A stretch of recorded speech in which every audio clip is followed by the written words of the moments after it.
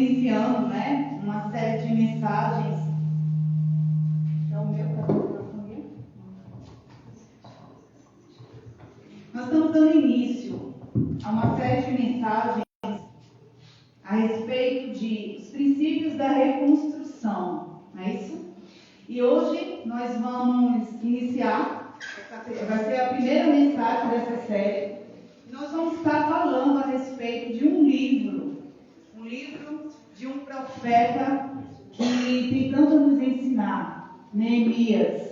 Então vamos abrir as nossas Bíblias no livro de Neemias, no capítulo 1, e vamos ler a partir do verso 2. Neemias, capítulo 1, a partir do versículo 2. Amém? E diz assim: Anani, um de meus irmãos, veio de Judá com mais alguns homens. Indaguei-lhes pelos judeus que haviam voltado, os que sobrevieram ao cativeiro e a respeito de Jerusalém. Eles me informaram: aqueles que sobreviveram ao cativeiro e estão vivendo lá na província passam por grande privação e humilhação. Os muros de Jerusalém foram derrubados e as portas da cidade queimadas. Tendo ouvido este relato, assentei-me e chorei amargamente. Lamentei por alguns dias e coloquei-me em jejum e oração diante do Deus dos céus. Até aqui. Fica com a tua Bíblia aberta, porque a gente vai discorrer alguns versículos. Vamos orar mais um pouco. Pai, em nome de Jesus, eis aí a tua palavra, eis aqui a tua igreja. Que o Senhor possa continuar, Senhor, se revelando para nós. E nós nos apresentamos totalmente ávidos a receber aquilo que o Senhor já reservou para a tua igreja. E eu me coloco à disposição, Senhor, para ser um instrumento em favor dessa igreja. Assim nós te oramos, no nome de Jesus. Amém. Vamos sentar, igreja. Esse livro de Neemias, ele tem 13 capítulos, mas quantas lições ele vem nos trazer a respeito de um momento em que talvez eu e você possamos estar vivendo, ou quem sabe, estão sendo desafiados a viver. O pastor falou que nós estávamos aí já há 1 ano e meio, né, sem estarmos nos reunindo durante a semana. Para nós é uma reconstrução estarmos novamente juntos. E quantas áreas das nossas vidas também, quem sabe, são necessárias que nós possamos cumprir alguns requisitos para que nós possamos alcançar o nível de ter de fato algo em nossas vidas reconstruído. E só é possível reconstruir algo que foi derribado, algo que já está em ruínas. Talvez existam coisas na sua vida que você precise passar também pelo processo da reconstrução. Mas, como todo o processo, nós não podemos desprezar os princípios, porque são necessários que alguns princípios para que nós possamos alcançar o objetivo, a meta de ter algo em alguma área de nossas vidas reconstruído. Nós não temos como desprezar os princípios. E hoje eu vou falar a respeito de um princípio. Ao longo dessas semanas, nós vamos tratar de alguns que esse livro tão rico, tesouro, tem para nos oferecer. Mas hoje eu quero falar a respeito de, na verdade, são 2 princípios em um, no qual Neemias, ele precisou também estabelecer em suas vidas. Para a gente fazer um plano de fundo muito rapidamente, eu vou fazer um breve resumo sobre em que momento, em que contexto, então, Neemias recebe essa notícia. A cidade santa de Jerusalém já estava há muitas décadas derribada, com as suas muralhas totalmente ruídas. E as cidades, nós sabemos que naquela época, elas eram cercadas por fortalezas, por muros. E uma cidade com os seus muros derrubados se torna uma cidade vulnerável. É como a gente ter a nossa casa e a gente dormir com a porta aberta. Uma casa com as portas abertas se torna uma casa vulnerável a toda sorte de assaltos, de roubos. Então essa era a condição em que aqueles que já tinham vindo do exílio babilônico estavam vivendo em Jerusalém. mas eles não estavam muito preocupados com a situação em que a sua cidade estava. Talvez a situação da cidade, das suas casas, refletiam o estado de espírito que aquelas pessoas estavam. Elas já estavam tão sem esperança, quem sabe, tão com seus ânimos totalmente derribados, assim como as muralhas, como os muros, porque eles já tinham se acostumado com aquela situação. Neemias era copeiro do rei Artaxerxes, e ele era alguém que provavelmente já não ia, na verdade ele nasceu durante o exílio babilônico, então ele só conhecia as notícias, mas ele não viveu naquele lugar. Mas quando chega o seu irmão, e Neemias estava numa situação muito confortável, porque ele era o copeiro do rei, e o copeiro do rei, naquela época, não era qualquer profissão. Ele era alguém considerado benquisto pelo rei. Ele desempenhava uma função de confiança, porque ele era nada menos, nada mais que o responsável por degustar todo o alimento que chegava, até todos os manjares que chegavam para o rei. Ele era aquele responsável de degustar. Ele tomava o primeiro gole do vinho, ele comia a primeira porção, para que caso aquele alimento tivesse envenenado, o rei não pudesse ser então um alvo de morte. Então Neemias, ele era um homem que estava numa posição muito confortável, porque ele estava ali, comendo dos manjares do rei, vivendo possivelmente uma vida muito mais confortável. Mas chega um momento em que a má notícia chega até a vida de Neemias. É quando exatamente ele pergunta para o seu irmão como está a situação daquelas pessoas que estão vivendo na sua cidade, ou seja, na cidade dos seus pais. E a resposta do seu irmão foi: olha, não está nada bem. As pessoas estão vivendo aí privações, humilhações e estão passando por grande tribulação. Essa má notícia, essa notícia pegou de cheio o coração de Neemias, ao ponto de gerar nele um inconformismo e uma inquietação.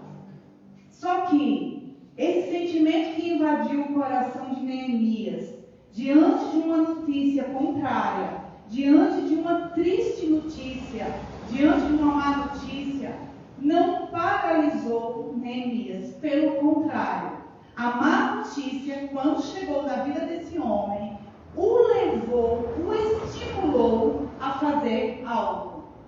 E o interessante é que isso nós podemos trazer para as nossas vidas.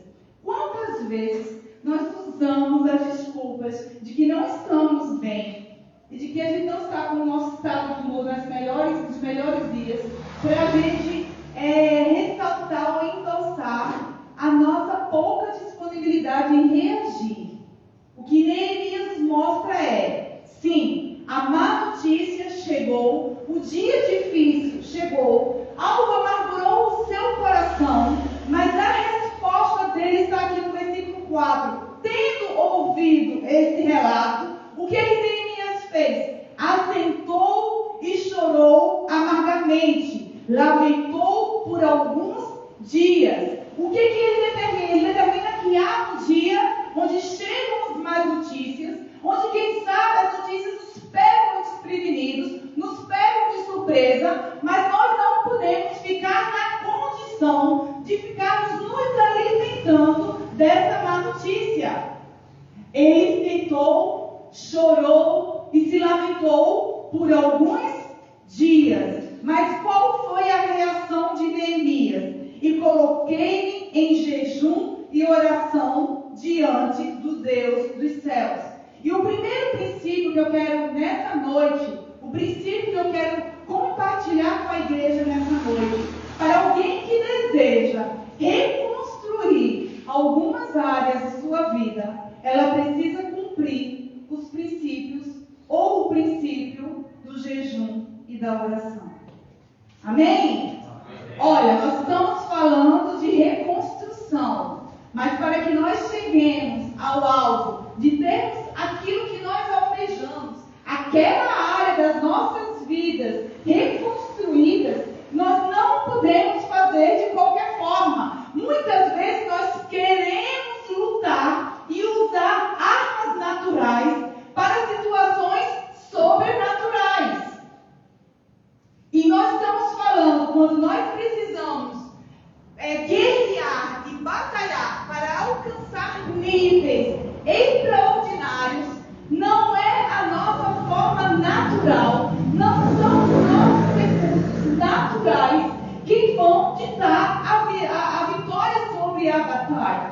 quando nós precisamos batalhar no nível extraordinário, nós precisamos usar as armas de nível extraordinário. Nós precisamos nos levantar como Neemias. Tem um dia de lamentar, sim.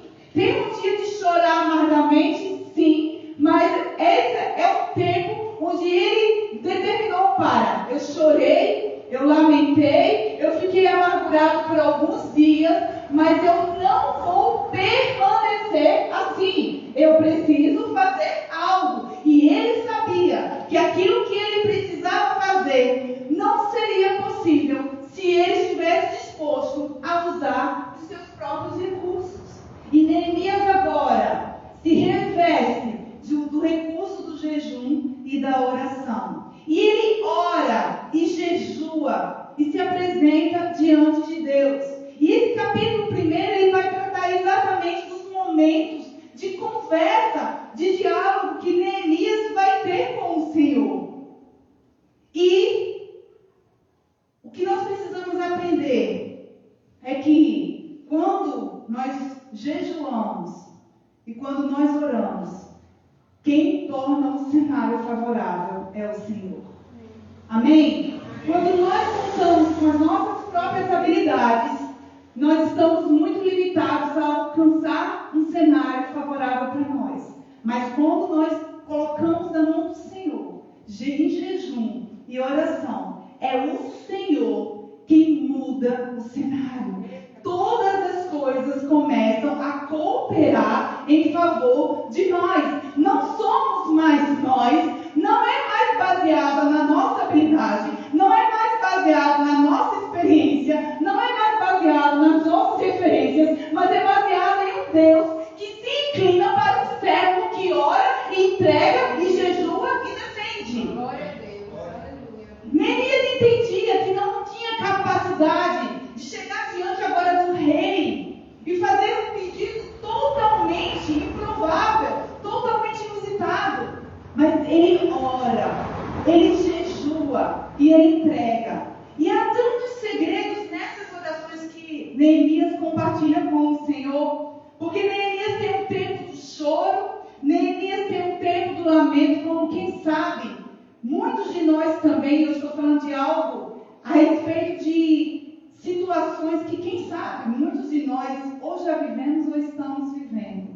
Mas o Senhor quer nos ensinar, através da vida do seu servo, do seu profeta, que a gente pode até chorar. O choro ele pode durar até uma noite, mas a alegria do Senhor vem pela manhã. Porque nós não somos guiados pelo que vemos, nem somos guiados pelas circunstâncias. Nós somos guiados pela fé. E pela fé nós vemos o cenário mudar. E aí ele chora, ele lamenta, ele jejua e ele ora. Mas há tantas lições a respeito do tipo de oração que Neemias faz.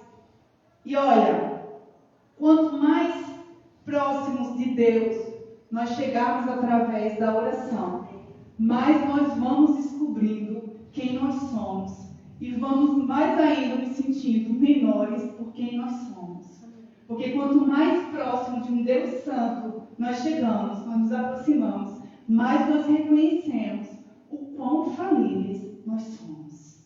O quanto nós não merecíamos estar na presença de Deus. E sabe o que Neemias faz? Ele chega para Deus e ele faz uma oração de confissão.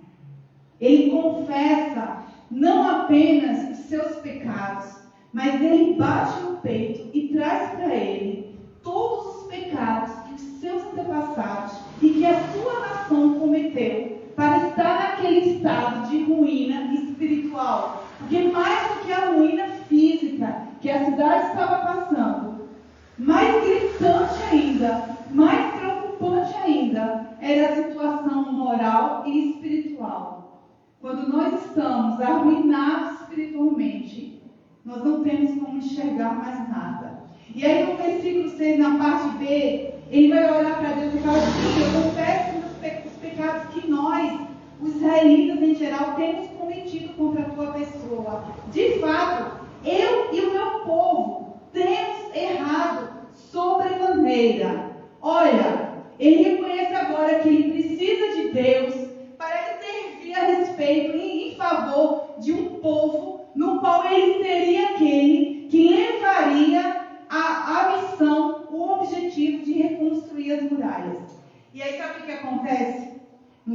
dia, depois de Neemias orar, jejuar, confessar os seus pecados e interceder pelo seu povo, ele chega para servir ao rei. Só que Deus já havia inclinado o coração do rei em favor de Neemias.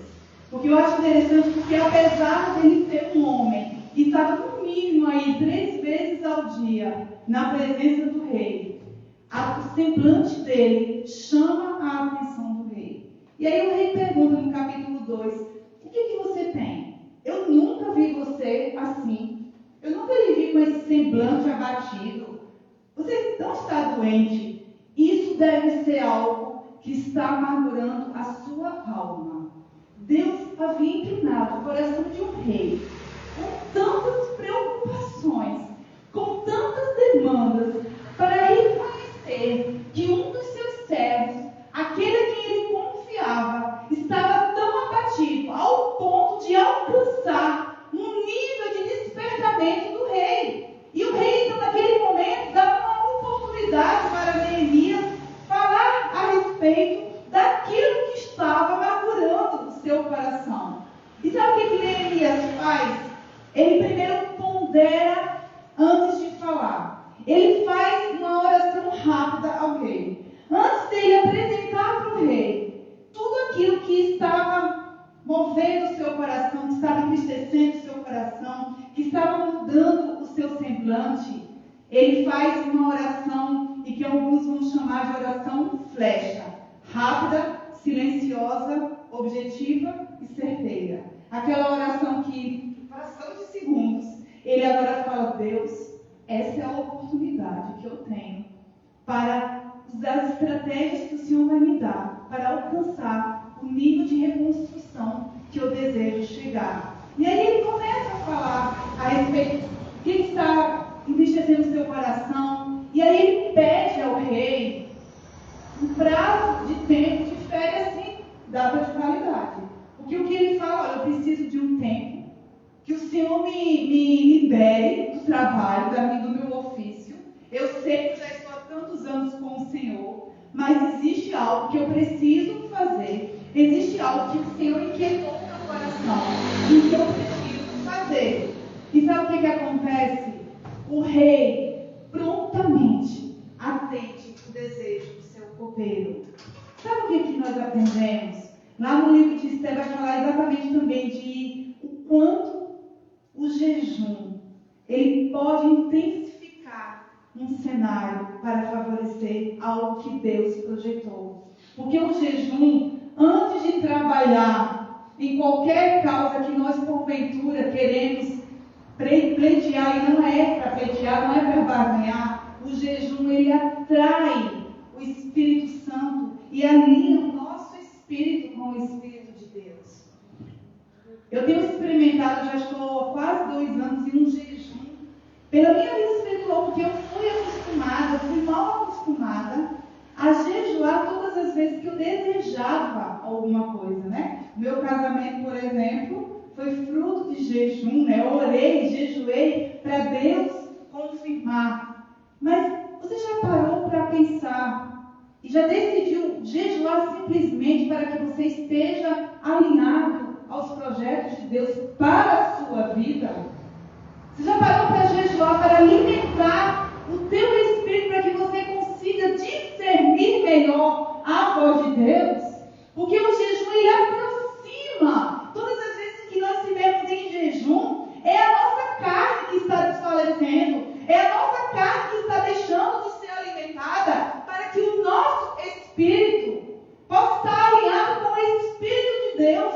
Então, muito mais importante do que jejuarmos e orarmos por algo que nós desejamos, nós precisamos orar e jejuar também para atrair a presença de Deus, para que quando nós entrarmos na presença de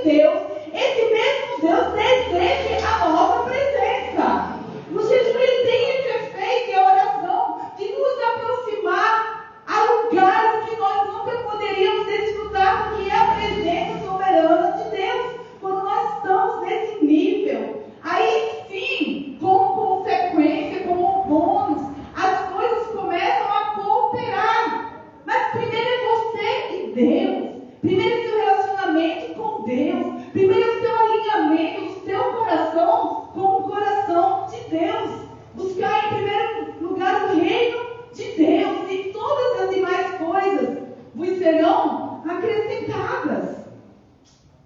E Deus começa a mover o cenário quando nós estamos em constante intimidade com Ele. E as coisas começam a ganhar um sentido e parece que começam a se encaixar como se fosse uma simples coincidência, quando na verdade é a mão do poderoso eu sou movendo em nosso favor.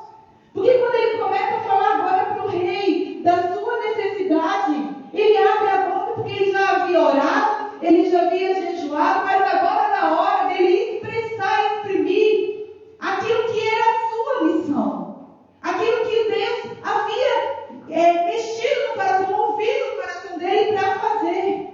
E aí o rei favorece e fala, vai. Não tinha tempo determinado para a sua volta.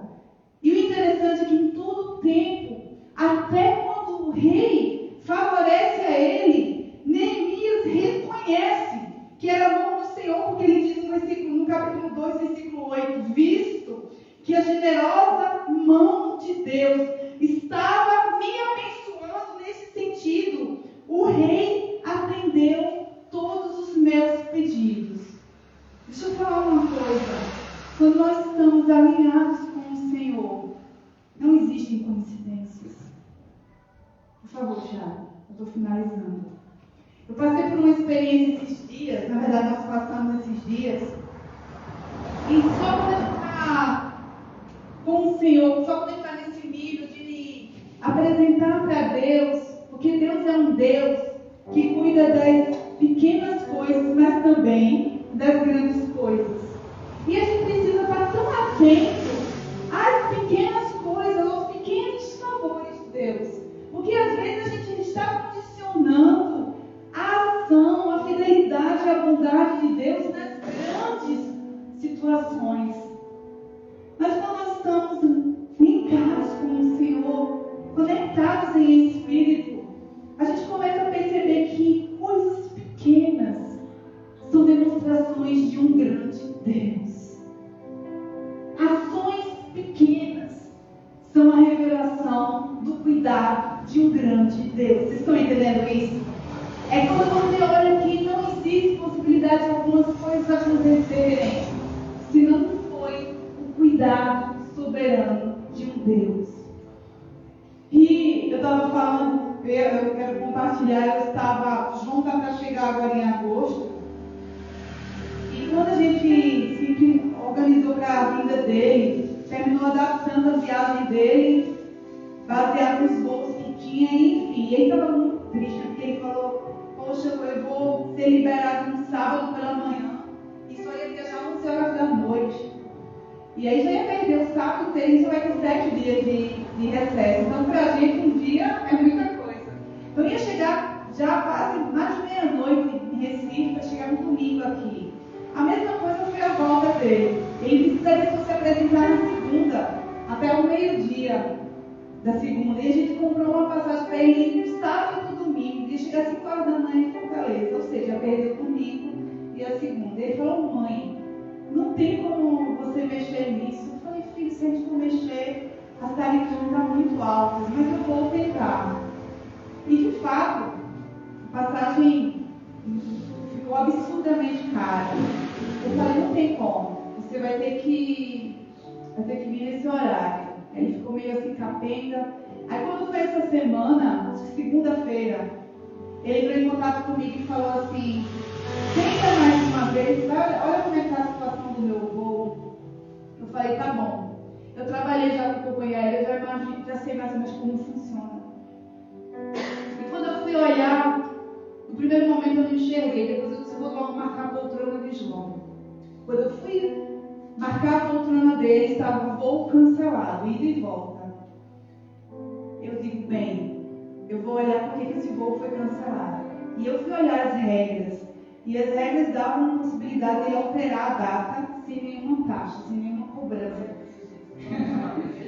Aí eu fui, falei com ele, disse, filho, tem uma situação que o voo foi cancelado e a gente vai poder alterar sem ônibus, né? E aí eu fui olhar, só que só tinha voo com ia ter liberado na segunda, 8 horas da manhã, só podia viajar ou na segunda, só que o voo era de 6h40 da manhã, ou na terça, de 6h40 da manhã.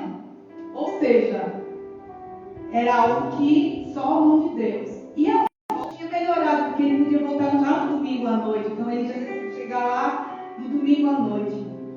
Aí eu falei assim, você vai fazer o seguinte, você vai falar com o teu superior. E pede aí a liberação, porque são algumas horas só. Você vai ser liberado às 8, pede para ser liberado às 4. Ele, mãe, tu não sabe. E tem os meninos da Bahia que aconteceu isso, ele liberou para os meninos. Eu falei, olha, já um ponto para você, porque se ele abre a concessão para um, ele pode abrir, quem sabe, para você. E ele falou, e hoje, o meu pelotão, porque o meu tenente vai ter com o papai agora, e a gente fez uma surpresa para ele, então o coração dele está todo, porque a gente encheu a sala dele de fralda. Digo, aproveita, Deus está favorecendo o coração do comandante. E aí eu falei, então vai falar, e amanhã você me dá uma notícia. E quando foi no outro dia, ele falou, estou liberado, vou embora no sábado pela manhã.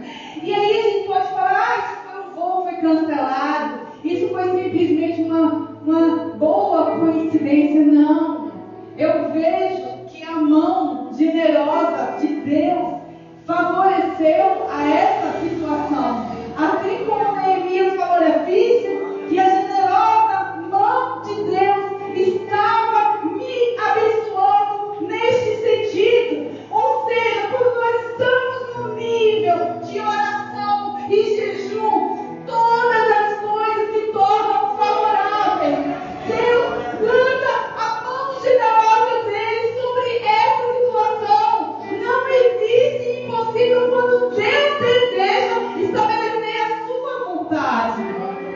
Então, o primeiro princípio para que você tenha áreas da sua vida reconstruída, e nós vamos adentrar muito mais nas próximas semanas, mas o primeiro princípio, seja para você construir uma casa, seja para você construir a sua vida, ou seja para você reconstruir aquilo que está em ruínas, eu te convoco a levar a sério ao jejum e oração, o princípio de oração e jejum, porque quando você estabelecer isso, a mão generosa do grande eu sou vai te favorecer. Aí se torna um bônus. Aquilo que Deus faz se torna agora plus ao que Ele quer fazer com o afago. Mas primeiro você ganha, primeiro você estabelece um lugar de secreto com Deus. Depois que você está com Deus, você fala assim, olha, se Deus quiser agora mudar, eu só até esqueci o motivo por que eu estou jejuando, porque eu já alcancei o favor de Deus, porque eu já alcancei um nível de intimidade, de aproximação. Aí de fato, todas as demais coisas, se o Senhor acrescentar, vai ser bom. Mas primeiro eu já consegui desfrutar da presença de Deus. É a presença de Deus que dá sentido a todas as coisas. Não são as coisas que nós pleiteamos, mas é Deus que nós desejamos. Neemias entendeu que se não fosse assim, todos os projetos que porventura ele desejasse fazer, reconstruir, ou seja lá o que fosse, iriam ser frustrados. Porque para você reconstruir a sua base tem que estar sedimentada, baseada em jejum e oração e intimidade com Deus. E por fim, sabe o que acontece? Neemias, quando ele entra nesse nível de reconhecer, de pedir perdão, ele se humilha para Deus.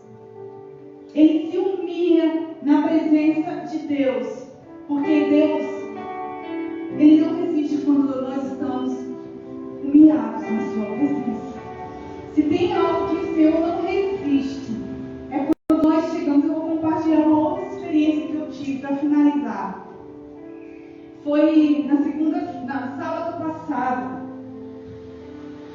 O Gustavo veio para uma reunião aqui, eu fiquei lá no meu quarto com Deus. Eu estava nos dilemas com Deus. Eu estava conversando com Deus.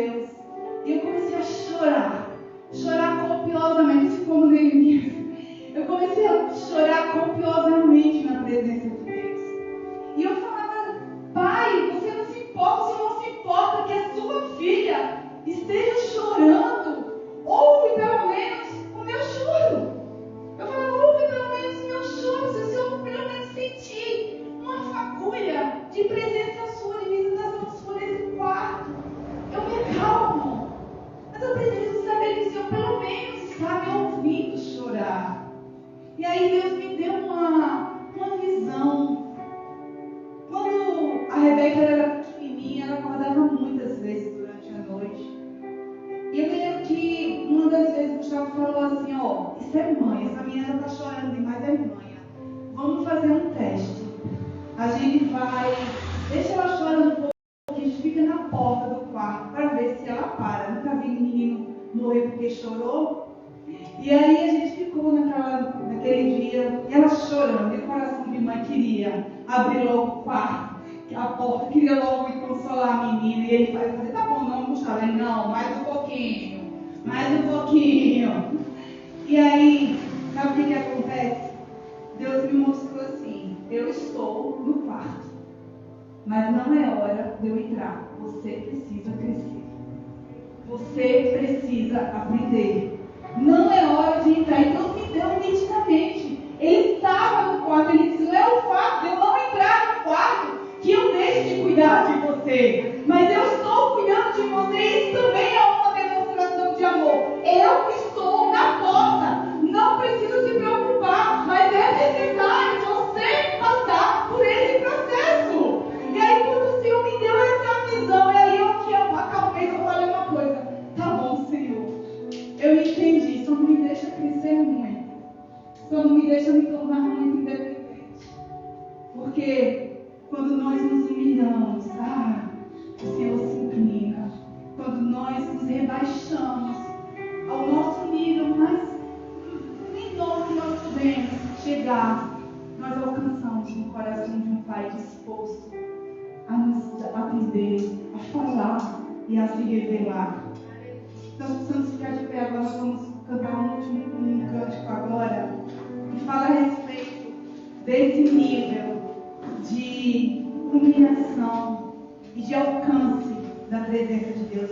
Agora, Senhor.